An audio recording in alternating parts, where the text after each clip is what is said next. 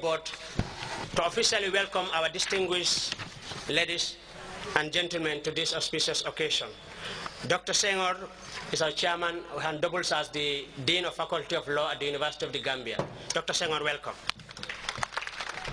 Excellencies, members of the Diplomatic and Consular Corps, representatives of the service chiefs, directors, Lord Mayors, representative of the Governor of West Coast Region, board members of the ADA Board of Governors, respected religious leaders, distinguished ladies and gentlemen. I would like to welcome you all to this very historic moment in the calendar of the National Drug Enforcement Agency. This day is historic because this is perhaps the first time in the history of drug law enforcement in West Africa or in the West Africa sub-region that such a large quantity of hard drugs is being destroyed in a single destruction exercise.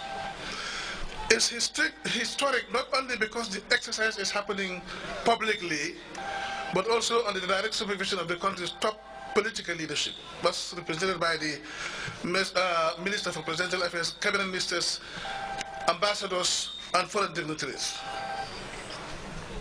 It is also historic and indeed symbolic of giant steps the Gambia has moved within a short period of time in registering a mammoth success in such a difficult war on drugs. The drug destruction exercise is a further amplification of His Excellency the President's voice of wisdom when he unequivocally stated in 2010 that his government will have a zero tolerance to drugs and corruption.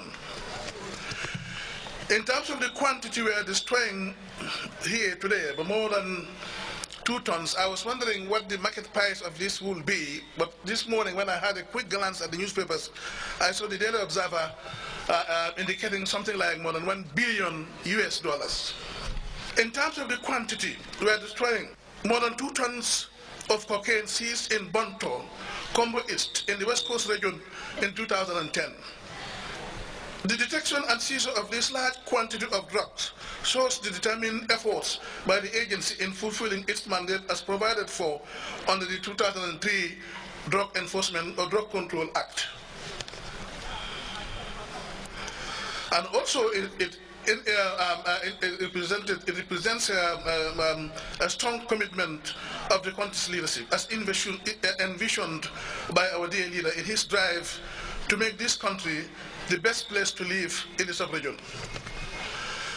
There is no hiding, or I must admit that drug abuse and drug trafficking are problematic issues in the whole of the sub-region, of which Gambia is no exception. In fact, the West Africa sub-region has recently been a target of drug production and drug trafficking to the extent that no member state can afford to be complacent. The National Drug Enforcement Agency, NDA, with the help of other security outfits and the government of the Gambia, and the civilian of the Gambian people, and the Gambian civilian population, is doing everything possible to curb the country or the Gambia, or to curb the drug menace through active collaboration, mass sensitization, education, prevention, and enforcement of the Drug Control Act 2003. Our efforts have been enhanced with the strengthening of laws with stiffer punishment for drug offenders.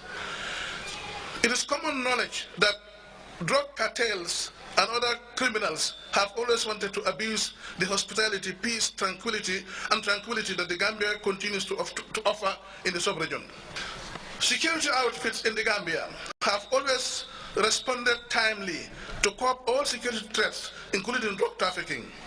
The fight against drug reveals that there is always need for increased international and regional cooperation in the creation of efficient mechanisms for exchange of information, on drug trafficking, organized crime, and other related vices.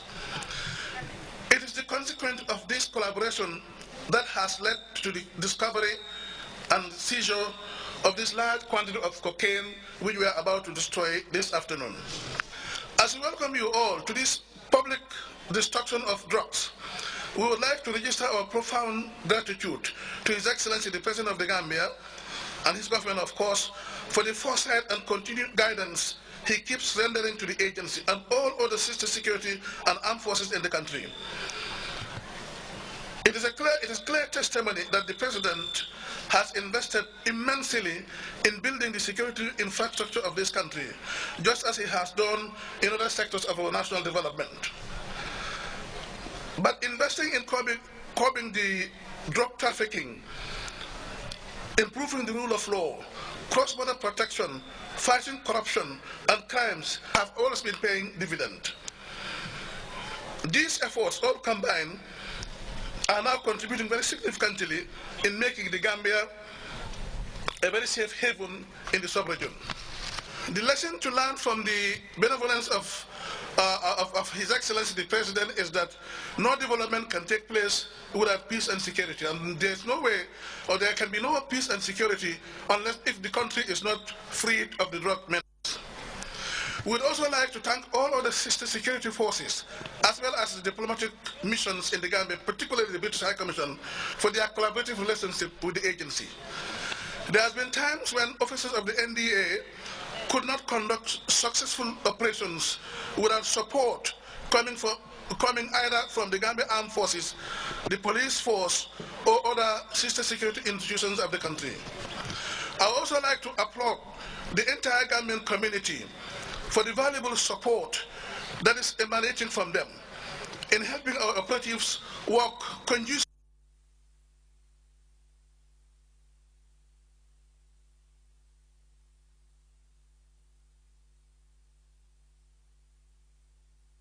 in their midst and help curb the country of drug menace. To our men and women in the agency, I would like to implore on them to work even harder and register more success stories in the fight against drugs, as they owe a lot to the chief executive of this country and the Gambian people in general. I would like also to sincerely thank them, our men and women, working day and night. Today is indeed a very special day for us and all Gambians who want to see us live in drug-free nation.